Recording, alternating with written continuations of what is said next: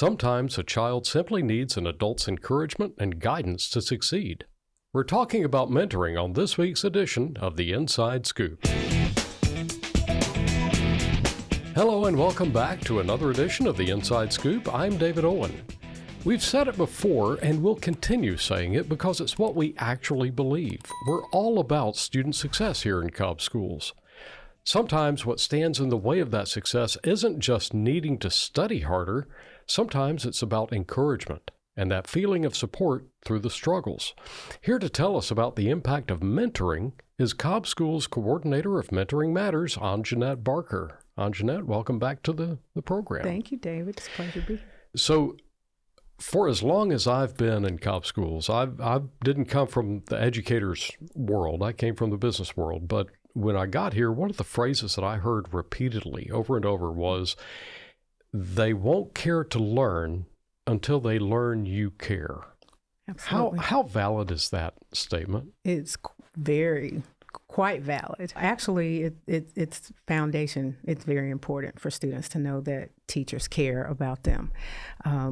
It involves engagement, connection. Mm-hmm. Everyone wants to know someone cares. And when you know someone cares, you're more inclined to be involved and engaged and do your best. That seems to me to just be human nature, right? I would say so. In a relationship, it's give and take, and you do want to please one another and have an active conversation and relationship. You're more transparent when you know someone cares about you. You're going to be engaged. You're going to talk about subject matter, but you're also going to go off on tangents as well. And when you go off on tangents and start talking about yourself and other subject matter, it means you're comfortable with that person and that you trust them. And so that's the most critical part of a relationship, being able to trust. Mentoring Matters is about bringing adults into the lives of students, right? To do that support, to encourage and so forth.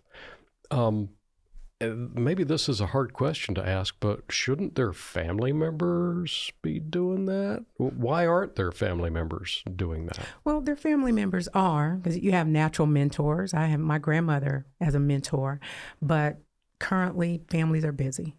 Working, you have single parent households, homelessness, a lot of issues and situations going on that just can't be helped. And so it's always a blessing to have someone else in your child's life that can listen and, engage with them, encourage them, and let them know that they're going to be successful and that everything's going to be all right. Mm-hmm. As parents and family members, of course, that's our job and we want to do that. But with the issues of life, it's not always inflation eating up income and having to work multiple jobs maybe. Absolutely.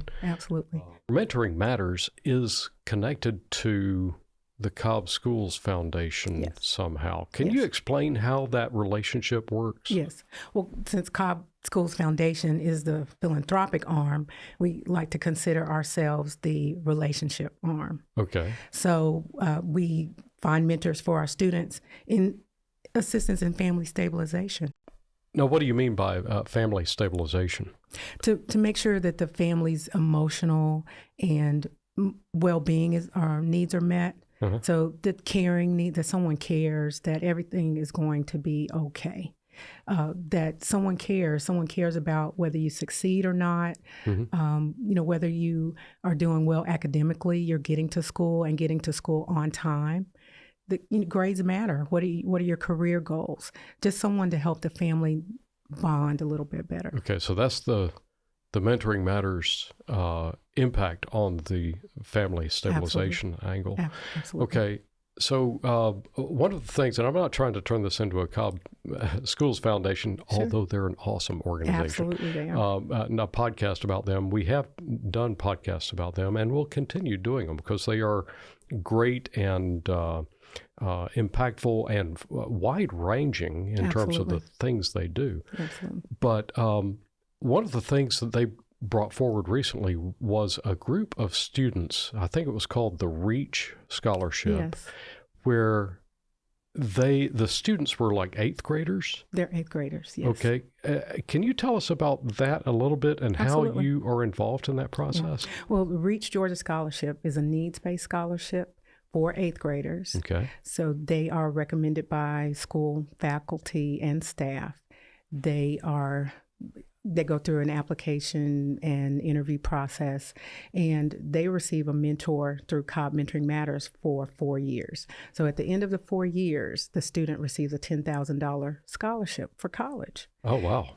To attend a 4-year or technical school in Georgia. So theoretically, when they graduate? Yes, high school? when they graduate high school. Wow. So we find a mentor that stays with them, supports them, helps them in, career, academic, development for 4 years. That's absolutely fantastic because those years let's face it, they're hard. They are very hard.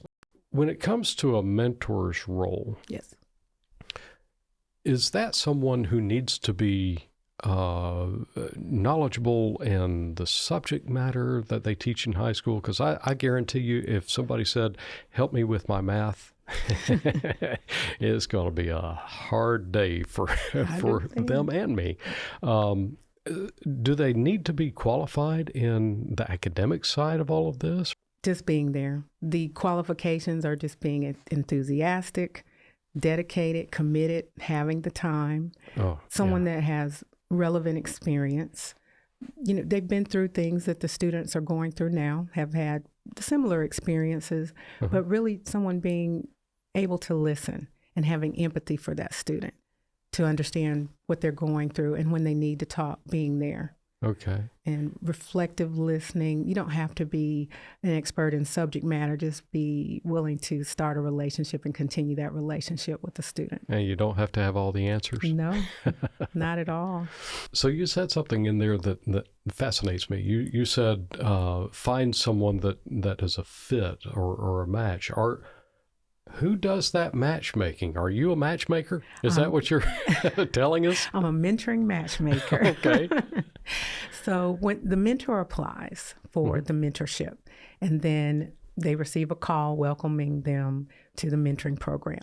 After that, we have an interview, which takes about an hour to just talk out why they want to be a mentor. And we also, relay the technicalities of the program, if you will. Kind of the logistical side of it. Requirements. And so in that interview, we have about 45 to 50 questions that we ask the mentor. It gets to personal issues, family background, their experiences, exactly the core of why are you doing this? Why are you willing to commit your time to this student for 1 hour a week for a designated period of time?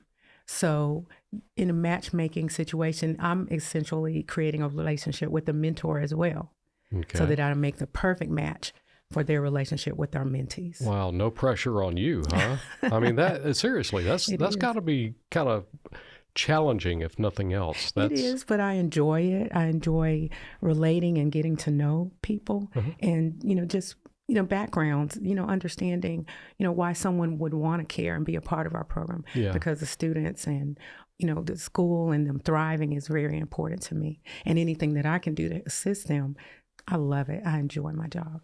Now, a moment ago, you mentioned the an hour a week commitment. So how important is that hour in terms of consistency? Is it something where you could skip a week or two, or is it something that has got to be an hour, it's got to be at this time and this day? How does that work? Well, yes, an hour a week is important, because anything less, you're kind of have icebreakers, and by the time, 30-minute session is over, you haven't really accomplished much. So in the hour, you have time to, get abreast of what happened since the last meeting, and, get to know one another and just talk and listen and have some breathing time to just sit and, digest what the mentee has spoken. Consistency is because, the mentee knows that at this time, this day, I'm going to have someone that's coming to visit me, just for me, and take time to listen to what I have to say and give me encouragement and make me feel important just for this 1 hour. And it just builds over time. You begin to expect that, and the student eventually, learns better, and they get more engaged. So with that kind of a commitment, are we talking about an in-person meeting every time, or could you do a Zoom call or a Teams meeting or something remote like that? Let me just say, ideal sessions are in person. Okay. Because it gives you the ability to actually look into someone's eye. Right. And see their reactions. Yeah, body language. Yeah, absolutely. Important. But Sure. we do have some sessions that are remote because we have willing mentors that are, not necessarily in the metro Atlanta area, but they're willing and they're committed and they're ready to mentor. Okay, now that's interesting. So is somebody not in the Atlanta area? How does that work? We have some college students that are, attending courses in Valdosta or Middle Georgia. Yeah. And they're willing to mentor our students here in Cobb County. They may be from the Cobb County area and they want to give back to their schools. And so because they're willing and we have mentees that need a match, we go ahead and match. But the parents are there to meet the mentee. They're engaged in the meet and greet and orientation, and a parent has to be present. Yeah, even in the remote sessions. Surely you'd want to know whose influence is on your child and so absolutely. Forth. But and this lends itself to another question for you: are college students a great mentee resource for you? They are, because a college student has just matriculated from high school. Yeah. So peer mentoring is essential. Usually, but 4 years gap. Is the best peer mentoring situation. Probably your minimum. Absolutely.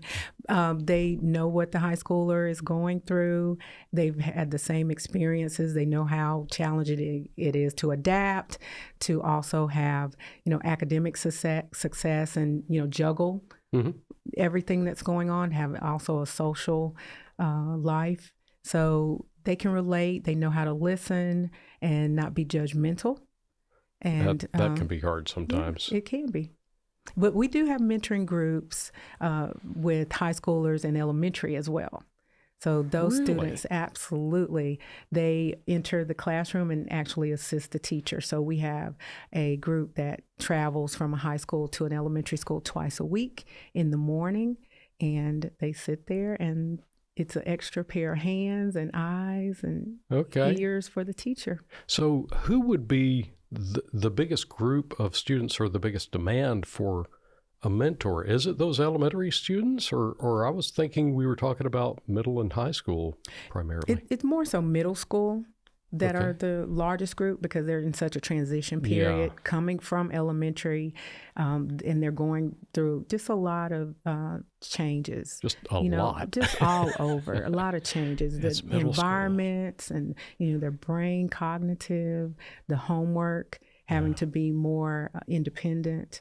So middle schooler is going to be our highest group, but elementary from time to time, given that we've all had a gap in learning, elementary students need mentors as well, but they do more learning and engaging when there's a peer mentor or group. If somebody watching this were to decide, hey, I'd like to help, first of all, let me ask this question. How can they help? What are the ways that they can help? And then what kind of support might they get in response from you or whomever? Sure. The first thing is to complete an application to join our team. And once they join the team and go through the application process, we set up training on a bi-monthly basis. So the training, we ask that mentors take at least 6 to 8 hours worth of training throughout the year. That can be through mentoring matters. We also select classes from Georgia State. We also bring in partners such as Cobb Collaborative to host trainings for us. And those are in person? Virtual right now. With everyone's schedule being so varied and different. That makes it a lot easier. We create virtual sessions, and that way everyone, as many as possible, can join us. Yeah. Okay. So you're talking about people who want to be mentors, but not everyone can be a mentor, and maybe a time commitment they can't deal with, or maybe they just don't feel like it's their calling. How can they support you in mentoring matters and helping these kids who need someone in their life? Sure. You can. also recommend family members, colleagues. We've had mentors, so we know someone that's a good mentor. Mm-hmm. So there's always someone in the back of your mind who would make a good mentor to our students. Uh-huh. So we ask that you spread the word and encourage those close to you to go to our website and complete an application. Okay. And those would be adults that ideally would be good role models, of course. Absolutely. We don't want to necessarily make connections with felons. Absolutely. And our mentors, we do go through a complete background check. Okay. After their interview. And so we have a complete array of screening that we take our mentors through to make sure that our children are safe. That actually was my next question, was what kind of protections do we have? And frankly, there is kind of a two-way thing, right? You want to make sure that the children are safe, obviously. Absolutely. At any age. We do. So the background checks, but what about the in-person sessions? Are they supervised in any way? How does that give us a picture of what that would look like? Sure. Well, the mentor, when they enter the school, they have a badge and they also sign in. Okay. And so they meet with the school secretary. So they become familiar with the front office staff. They usually have a designated meeting place. It could be a conference room in the front office or in the counseling center. So there are always staff members around. Okay. So it's not a closed door session. Yeah. So there's always someone on staff that's around to make sure that everyone's safe. That's very important. I know some people are very, very concerned about that sort of scenario. Absolutely. How big is the demand for a mentor? So we have quite a few children that have been referred, and we need more mentors to make those matches. And you say referred, is that coming from the counseling office? Counseling office, school social workers, it could be the principal or any of the staff at the school that has noticed that a student could benefit from mentoring sessions. It just needs a little bit more attention. All of this is very, very interesting, but is there anything that you can point to as an example of the effectiveness of the mentoring program? I can. We have one young man, he was truant, and we assigned a mentor to him through a social worker. And by truant, sorry to interrupt, but by truant, you mean just not going to school? Not going to school. Okay. So he had quite a few absences. Sure. And so with working in conjunction with the school social worker, we were able to assign a mentor. And the mentor, just through their consistent sessions and talking, we discovered that the young man loves to work on cars, and so he wants to be a mechanic. So now the goal is to come to school, work on grades and academic success, graduating, and to get him into a apprenticeship to become a mechanic. Okay. And so you being the matchmaker of Cobb schools, yes. Is that a title you would like to have? It's kind of catchy. Yeah. I would imagine you're looking for someone who has automotive experience. Absolutely. We do. Okay. We do. And in the community, we go and talk to community leaders, businesses, Rotary, Cobb Business Association. We actively seek those organizations, and we go talk to them and tell them about Cobb Mentoring Matters and let them know that we have a need for mentors. And they're more than willing to share their experiences and, the ins and outs of their career and entrepreneurships with our students.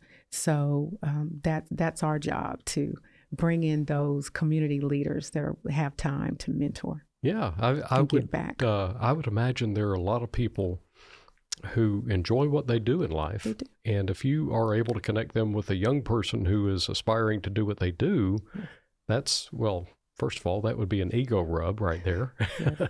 But it's always exciting to kind of see the next generation following along, and maybe they could offer tips. They feel more valuable in doing so. They do. And I didn't mention that we also have a partnership with the Austell Police Departments and Fire Departments. And so they are mentoring our students at Garrett Middle School. Really? Yes. And that's so pretty cool. Right now we have about 15 mentors and expect to have more. Well, Anjeannette, thank you so much for coming in and sharing all that you do. And And the impact on these students is so critical, not just for their success, but for our community as well. Indeed. And so thanks again. I appreciate you doing that. So whether you are able to invest your time in a young person's life or just want to donate to support a worthy cause, your involvement is important. You may know someone who could be a good influence on kids who need some encouragement. And there are plenty of those kind of kids out there. So we'll make sure all of the links are available in the show notes and the description below. And you can make a difference in a child's life right now by taking action. As always, thank you so much for listening to this edition of The Inside Scoop, a podcast produced by the Cobb County School District.